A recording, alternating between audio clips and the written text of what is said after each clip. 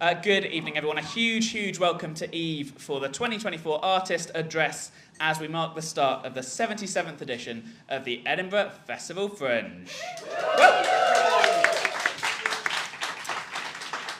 For those of you who don't know me, I'm Chris. I'm Head of Artist Services at the Fringe Society, and I've got the task today of welcoming you and introducing you to one of my all-time favourite comedians. But before that, I want to thank you all for coming and thank Virgin Hotel for hosting us for the second year and for all the amazing support they're giving our industry services this year. I can't tell you how excited we all are at the Fringe Society to be at the start of the best festival in the world once again, and to have opened Fringe Central across the road at the Grassmarket Community Centre earlier this week. So Fringe Central is open 10 till 5 every day for artists, industry and media, with advice and resources, events, and a great cafe and mental health support through our partners Health in Mind. Please come and see the team if you haven't already. A special welcome goes to the artists here in the room and those watching on the live stream on TikTok or watching this recording back from the comfort or perhaps discomfort of their festival accommodation.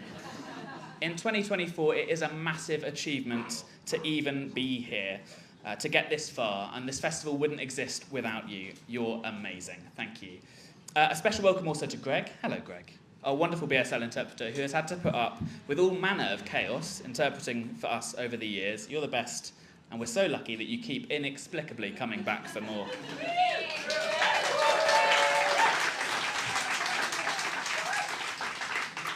I also want to thank, on behalf of the artists in the room, the amazing community of Fringe venues who host the shows, often taking significant financial risks to do so alongside the artists and companies. But also in this room, media, members of the media and of the arts industry, producers, promoters, programmers, agents, some who are working on shows this year, some who are here to discover cutting-edge new work, and some who are trying to do both, fueled only by caffeine and entirely healthy life choices. But of all the creative people in the room who have spent careers and countless fringes juggling different roles and focuses and priorities all at the same time, perhaps few have done that quite to the extent of Mark Watson. Mark is the first comedian I ever saw at the Fringe, nearly 20 years ago. He's played at venues across the festival since, winning Best Newcomer Award at the now Edinburgh Comedy Awards in 2005. In 2004, he performed the first of his infamous 24-hour shows, winning the panel prize for that in 2006. And outside of the Fringe, he's hosted on BBC Radio 4 for more than 15 years, written 8 novels and an autobiography, came joint second on Taskmaster in 2017, and has appeared in almost every panel show you can imagine. This year at the festival, he's already sold out a work-in-progress run at The Stand, which I saw yesterday and obviously adored, and is producing 20 shows with his and Leanne's company, Impatient Productions. He is certainly a very busy man, so we better press on with this so he can get on with whatever madness he's got next, having finished his last show less than an hour ago. It is a proper, genuine honour to ask you to join me in welcoming for this year's Artist Address, the man, the machine, Fringe legend, Mark Watson.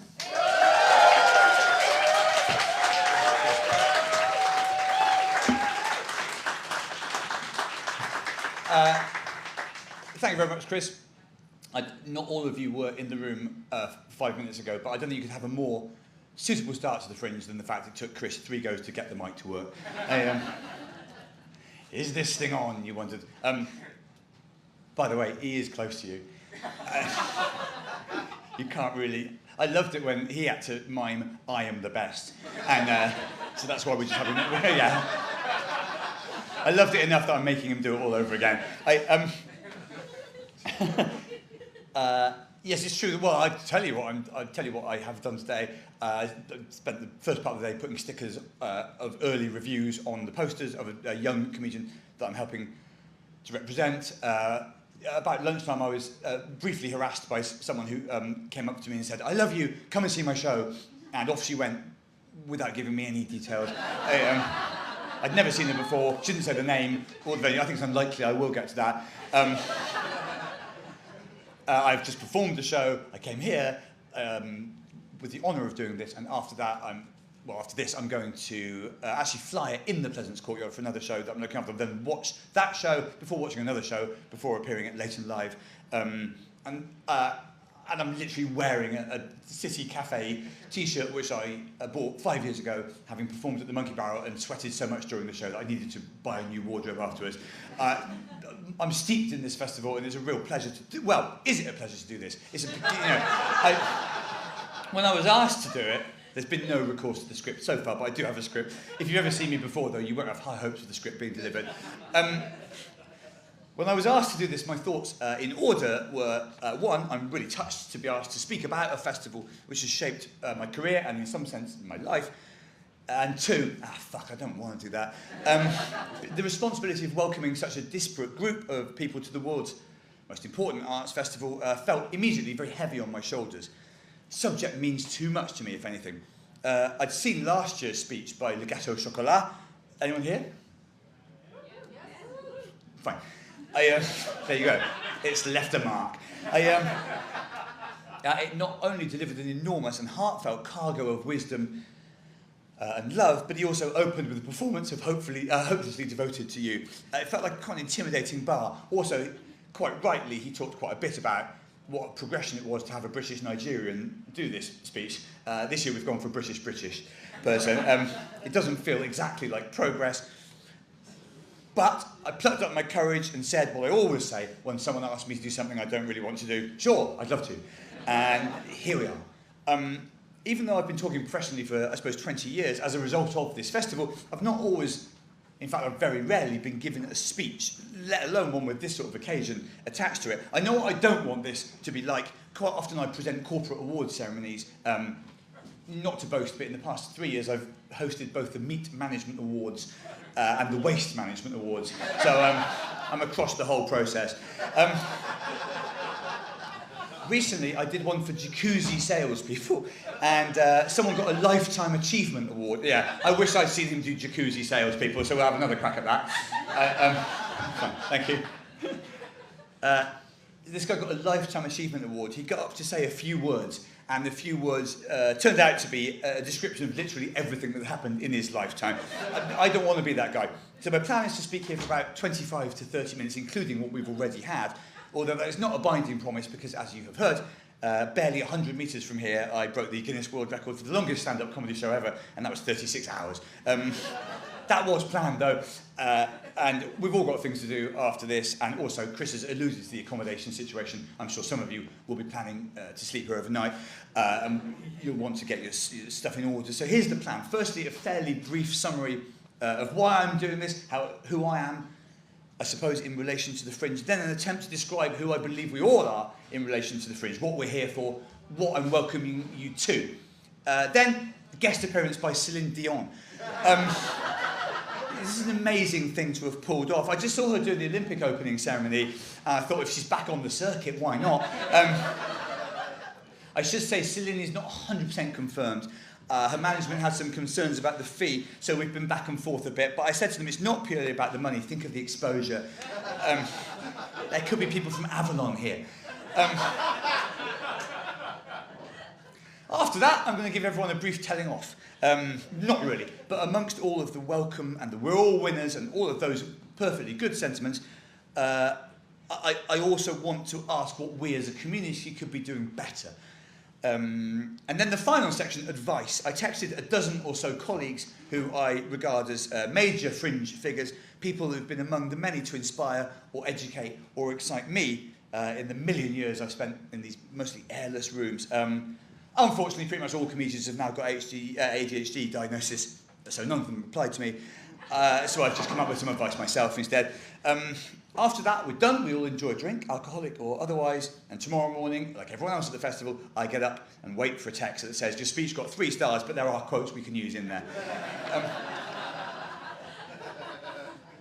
The first time I heard about this annual event, which was to become absolutely integral to my sense of self, ambitions, worldview, and so on, was in 1998, and I have the horrible feeling that there'll be people in this room that weren't even born there. Is anyone in that category? Not born in October 1998?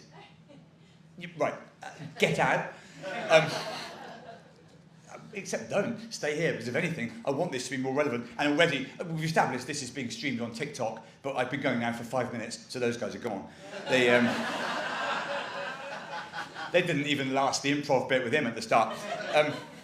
It's also gone on YouTube permanently, I should say that, so it's important that I don't do anything too rash. In 1998, I was a fresher at a university which we'll call Durham, because in these 20 years it's become very unfashionable to have been at Cambridge. At our fresher dinner on the first night, the guy to the left of me started talking about his gap year, which had been in Mexico, and the girl to the right of me also turned out to have spent the last year in Mexico. And for an hour, those people talked about Mexico. And pretty quickly, I was obviously looking for another conversational partner. The guy I found was a fellow English student. I've just been at the Fringe, he said. I literally didn't know what he meant. The Edinburgh Fringe, he said. I directed, you know The Tempest by Shakespeare? Yes. Well, I directed The Tempest, he said, but with drum and bass. He described the venue, the audiences, the reviews. I was completely in awe. You've got to remember, I was 18. My entire performance career to that point had been one school play, The Crucible, in which I played the oldest man in the village, Francis Nurse. Some people here will have seen The Crucible, Arthur Miller's masterpiece. Remember Francis Nurse? No, you don't. Because he has about 4 lines in 7 hours, and the rest of the time he sits around in a dressing room with talcum powder in his hair because he's meant to be old. And now this guy, the same age as me, was saying he directed a show in this, by the sound of it, professional festival. I mean, I didn't know much at the time. With real people buying tickets in literal Scotland. It was as if he'd said, I am actually William Shakespeare, here's the skull we used in Hamlet.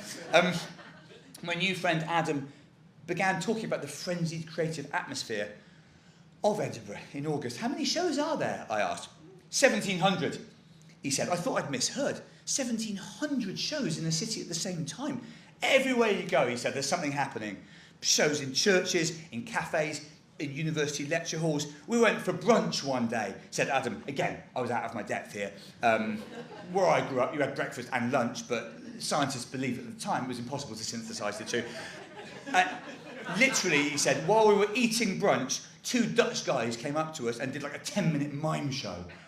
I thought, wow, that sounds like shit. You should go to Edinburgh, he said, if you're at all interested in theatre, comedy, any of that. Comedy, I thought. Yeah, maybe. I don't think I could do stand-up myself, but it might be fun to see a bit of it. I thanked Adam. I filed the thought at the back of my mind, and I went back to my main Freshers' Week business, trying to talk to girls, failing to talk to girls, going back for a cry. A year and a half after that, largely on the strength of that one conversation, I came to the 2000 Edinburgh Fringe with a student play I'd written. We were on at, and some of you will recognise this feeling, 10:45 p.m. A good time for a play? Not really, no. But was the play good? Again, not really, no. But were we keen? Beyond keen, yes, wildly excited. On our first day, we hit the mile with flyers and masks we'd handmade as what we thought was an eye-catching gimmick, not being aware that about a third of the entire festival was also students wearing masks as an eye-catching gimmick.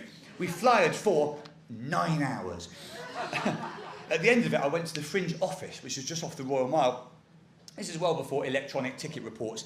In those days, you had to go and give your show title to a member of staff who would inscribe your sales for that day on a papyrus. It's frightening to me that those guys aren't clear if that is a joke. With my breath held, I waited as she tapped the show details into her PC. You've sold none, I heard her say. Sorry, none? No, she repeated more clearly, 9. You've sold 9. I went from despair to euphoria. 9, that's an audience for our first time here, for our first ever show here. I can work with 9. Dare I ask about tomorrow? I ventured bravely. She blinked. Tomorrow? Yeah, no, sorry, that's 9 for the run. The roller coaster in my stomach swooped downwards again, especially I was aware that my dad and 2 sets of parents had already bought tickets for the final day, which left only 4 punters that we knew of across the remaining 26 performances. But in the few agonising moments I'd been standing in that office, surrounded by posters, getting for the first time a sense of the scale of this thing, my brain had been transfixed. I remember thinking, my word, it's true. There are thousands of shows here. Comedy, music, theatre, all of it. There must be ways, even without venue passes, without much money, that I can get into some of these shows.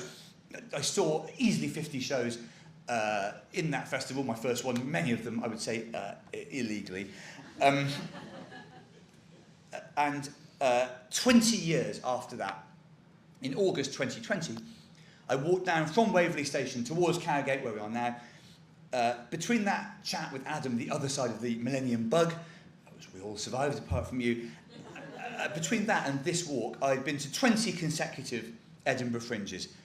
I'd been a comedy fan, an actor, a director, a producer, a comedian, an MC, a competition judge, a mentor of sorts, and a man who arranged the hire and delivery of a portaloo at 6 hours' notice because his wife had written a site-specific comedy show set in a ladies' toilet, but then been told on the train up that they weren't allowed to perform in the intended location because people might want to use the toilets. This is the sort of conversation that could have happened in the 365 days leading up to the festival. As I say, we all know what the Fringe is like. As I paced the cobbles in traditional Edinburgh mist and drizzle, which we've not seen so much of this year, to be fair, I thought about the life landmarks that had taken place here in this city for me. Here, very, very close to this building, in fact, I proposed marriage successfully on stage at the end of my first 24-hour show. It shows you how long ago this was that the father of my bride-to-be found out on teletext. It's maybe not how you want it to happen. Also here in 2013, I had got drunk with a friend, Leanne, and agreed to set up a production company of our own. Of those two decisions, I would say one worked out pretty well, one not so well.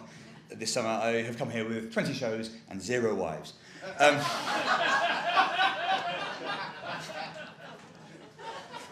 And we were blind drunk when we set up the production company. I was sober when I proposed. You may draw what lessons you will from it. I had seen much of the greatest art of my life here, and also some of the worst. Into my head came a memory of a really, really shit play about a boat. An audience member had got up halfway through, unable to bear it anymore, but mistakenly chose the locked exit at the front of the auditorium, couldn't get out, and for an excruciating 60 seconds was standing on stage with the cast, as if volunteering to try and make the play better. In total, at that point in August 2020, I reckoned, as I totted it up, that I'd seen somewhere not far short of 1,000 shows in this city. And when you added up all, it sounds mad, but I used to easily do 50, and I'd still average 30. Maybe it's more like 900. It would be close to 4 figures. And when you add up all my Fringe runs and extra gigs, performed, I'd say roughly another 1,000 times myself. But I thought about this morning. I've been on stage easily over 1,000 times in Edinburgh. In that time, I've been carried on an audience member's shoulders, won an award, turned a derelict building into a hotel for the month, and run it as an immersive theatre piece with 50 comics as the staff, and into which someone tried to check, thinking it was a real hotel, by the way. I'd seen a man's nose broken by a melon thrown by David O'Doherty. I had had Adam Hills order nearly 100 pizzas for one of my marathon show audiences. During that show, I also successfully sent an audience member to France and back while the show was still running. As proof, he came back with those funny little biscuits that are faces, which only the French would ever have. I'd also played at 2 a.m. in front of 4 people. I'd done a gig on the final day of the festival where literally during the set, my techie turned off the microphone and took it out of my hand because his train was about to go. I'd had good reviews and bad, many good days and many bad, had some of the worst arguments of my life and forged some of the greatest friendships. I'd even by now tried brunch. All this under the mostly slate grey skies and the dramatic, watchful buildings of this unique square mile. Except that place wasn't here anymore, because this was 2020, of course, and everything had stopped, was gone. Not a single poster on a railing, not a single person lurching up to you, shouting, "Rock opera about ovaries, starts in 15 minutes." No punters, no friends, no colleagues, none of that often mythologized but still undeniable buzz that envelops this beautiful city. I'm sure for some residents of the city it was a relief. For me, though, more than any moment in that bewildering plague year, it was a visual demonstration of what was lost and might not be coming back. A taxi came trundling by and wound down its window. "Mark Watson, hey!" he shouted. "Yeah," I said, "Hi." "You know it's not on this year, pal," he said. I should make clear I did know. I hadn't just turned up. The pandemic was pretty well publicised. If you weren't even allowed in a pub unless you ordered a charcuterie board or whatever the fuck it was that month, it wasn't very like the city of Edinburgh reopening its doors to people with stilts. I'd come up in a face mask all the way and within restrictions just because breaking this 20 August streak felt too painful. But now we were here, it felt, of course, more painful not to have come. Just around the corner from here, that way, we came stopped by a small neon artwork, which you probably will have seen on Cowgate. "Not all who wander are lost," it says. It's a quote from J.R. Tolkien. I've not read Lord of the Rings or even watched the films because life expectancy in this country is only 75 years. But I've always liked that sentence, and I carry it, in fact, as a sort of touchstone, a photo of it, on my phone. But of course, some people who wander are lost. And right at this moment, I was. And not just me, but a whole community, our community. What I would give, I thought, to go back to what this was like even a year ago in 2019, 5 years ago, 10 years ago. And now here we are, 2024, and we have got it back. Are we making the most of it? One thing to experience if you've been here before is the near impossibility of describing it to anyone who is not here. It's as baffling for them to imagine as it was for the young me when I first heard that figure of 1,700 shows, and that's almost twice as many these days, by the way. You'll remember, people pre-digital used to walk around with the brochure in their hands. If you did that now, you'd risk spinal injury. The hours we keep here, the amount we cram in this month-long hybrid of party, circus and anxiety dream, there aren't many parallels in most people's experience. When you get into a taxi at King's Cross at the end of this, or Birmingham New Street or Swansea, after doing 10 gigs a day for 30 days, and the driver says, "Edinburgh Fringe, oh, that's been on, has it?" You feel like Neil Armstrong coming back from being the first man on the moon, and the first guy you meet goes, "Space, have a good time." I'm not stressing that what we get up to here has the grandeur of ambition of the space race. That would be a considerable stretch. I can't even ride a bike. What we do here is not brain surgery, it's not even dentistry. In fact, in terms of its usefulness to society, arguably, it's not even dental reception. But this is a place like no other. It's not even like any other comedy festival. I've played Adelaide, Sydney, Auckland, Montreal, Kilkenny, you name it. Well, you don't need to name it. I've named it.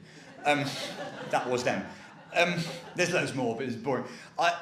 There are other festivals with a huge amount going for them. Melbourne in particular, probably more a pleasant experience all round. Nicer weather, better scheduling, more sex. But it isn't this. There are lots of reasons why there is more sex in Melbourne, but we only have a certain amount of time.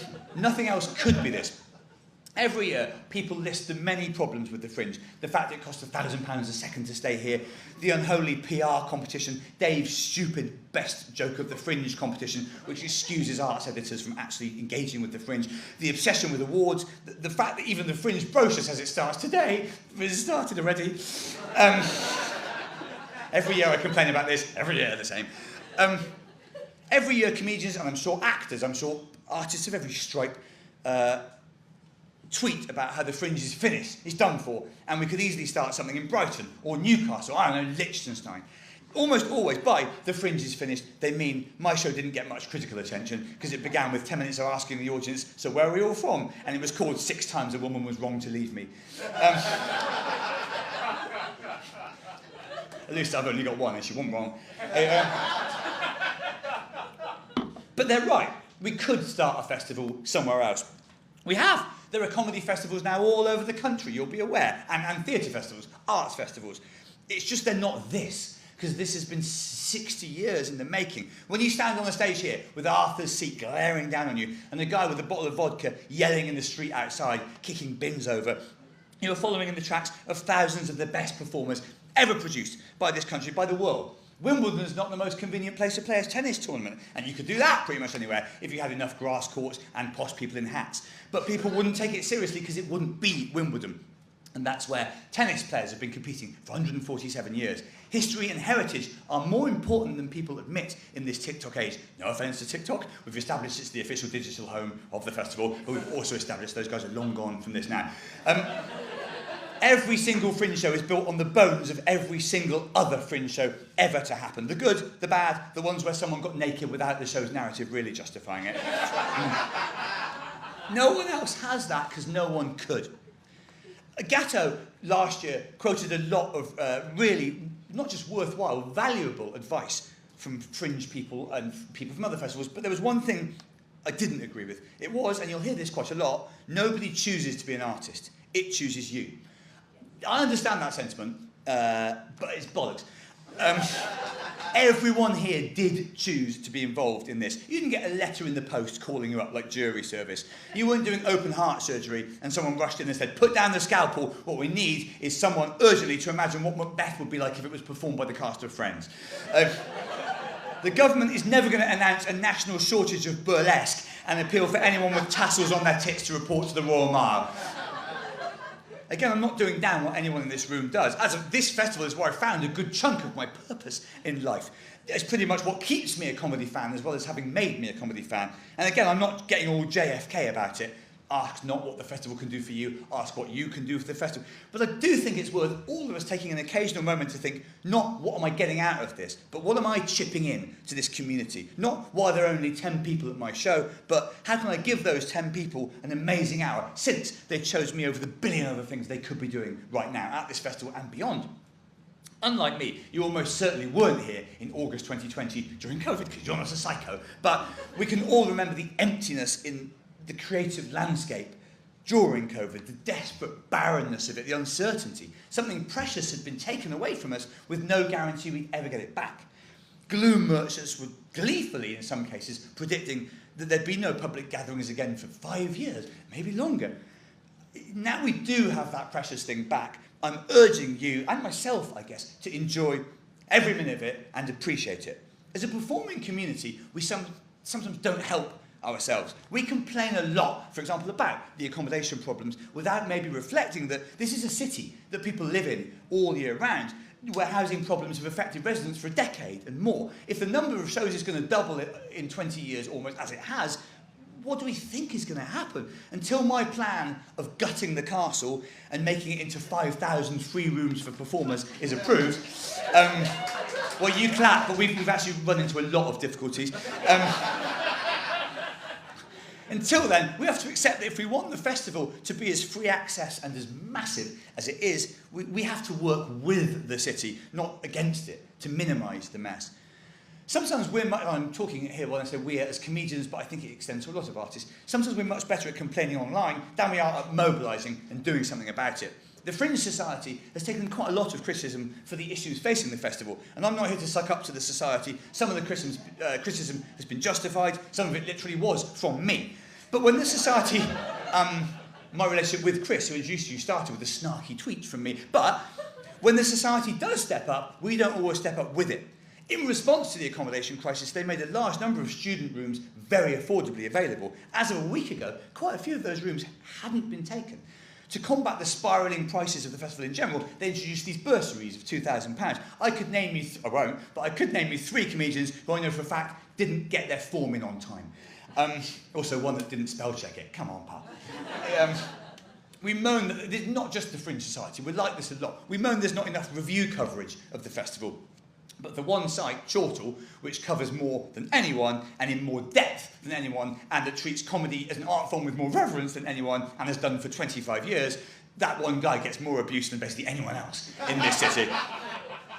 We are the festival, I suppose that's what I'm saying, for good or ill. We don't get to stand, well, we do get to, but we shouldn't get to stand around pointing at the Fringe like it's something that just happens to us every year. We shape it, and I think we could be shaping it better. I'm only saying this, coming to the end, because I might have mentioned I love it here, including when it's terrible. I bristle with defensiveness when I hear people down south, or anywhere, say Edinburgh is just for posh kids, or full of second-rate comedians, or not as good as it was in the 80s, or the 70s, or whenever they were young.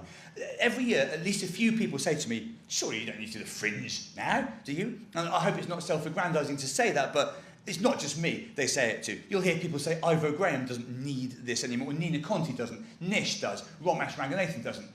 But to be fair, he's not here. Anyone who's got any sort of TV presence basically gets this, because there's this widespread supposition that if you're on telly or the radio or just touring arts theatres like I am, that you've graduated from this place, you've got what you came for. This is missing the point.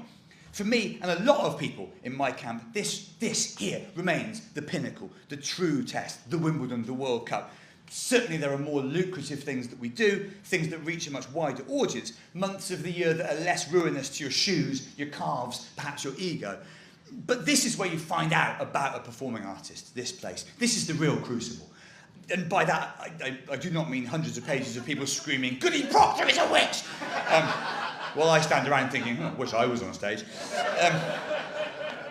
I want everyone to love this like I do. So in these next final couple of minutes, I'm going to suggest a few ways you could make that easier for yourself. We've reached the part where Celine was going to come on, but there's no sign of her, so I guess we push on. We'll have a look at it in Cowgate, and she can close, I guess, if she gets here late. I was joking when I said no comedian friends got back to me with their advice. About half of the recipients of my message did, which is pretty much par when you're asking comics to do anything. In fact, looking around the room, I can see producers thinking, half? How did you do that? So for this bit, I'm just going to offer as a closer, a sort of grab bag of insights into the Fringe from the great and the good and niche, with a couple of annotations from me.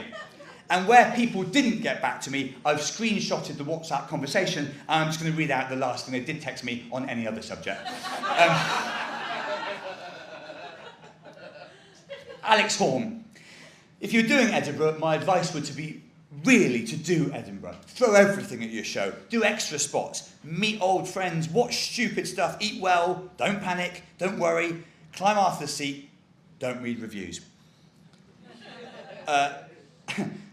Adam Hills. Take vitamins. That's not how I say it, but it would be how he said it.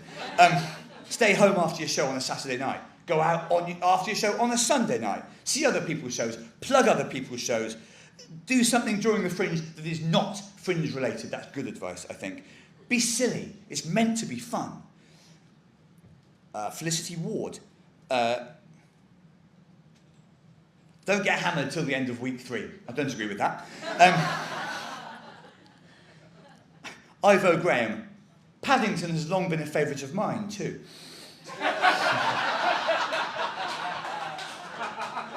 All the more so now that I live in West London and I'm often dashing there for little more than a small morsel of Crossrail. I love that M&S. The way you imagine Ivo talks is actually how he talks. Well, yeah, I don't know if I ought to read. Yeah, well, John Luke Roberts. It took me years to realise stress and blind panic do not help you make a better show. Prioritise looking after yourself so you can be present and have fun with your audience. Share the art that you want to make. Kiri Pritchard McLean. No, it was a bit wet though.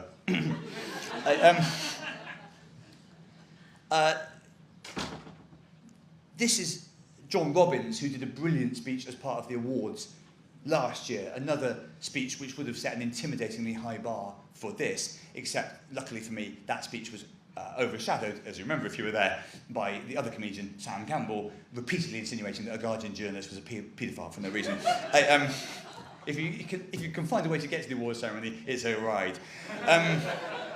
John Robbins' one is the closest to what I would say if asked this question. If you're involved in the Fringe, see yourself as part of a creative community that strives to push itself out of the comfort zone in order to create things that would otherwise not exist. This is not a competition, and anything that makes you feel like it is worth treating with great suspicion. Edinburgh is a process, not a destination. Take risks. Allow yourself to fail. If someone has told you Edinburgh is a shop window, it's okay to change the clothes on the mannequins in that window, even as people look on. Imagine getting this on a WhatsApp. On a more light-hearted note, nothing good happens after 1 a.m. Go to sleep. I saved that one for last because it tallies with quite a lot of what I've been saying, I think. John's right. If the Fringe is a competition, it is not you against the person in the next room. It's not you doing a theatre piece you've been working on all year against the guy in the street juggling flaming torches up a ladder, annoying as it is that he's getting £300 a show. It's all of us against the naysayers, the people who sneer at this festival, who don't care about it, who shitpost about it. It's an expression of joy and aspiration in what can be quite a bleak world. All of us are in this together, except the silent disco guys.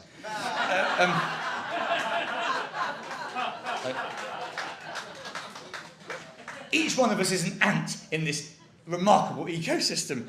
Be the best ant you can be. That was going to be the end. Then I read it back and thought, you can't finish with a thing about the ant. And there's only this much left. I'll just reiterate, enjoy. one day we'll be old, some of us much sooner than others, and this will all seem like a strange fever dream, an insubstantial pageant faded, as the big man Shakespeare put it, in The Tempest. First performed at the 1604 Fringe here, just photonic at the Caves.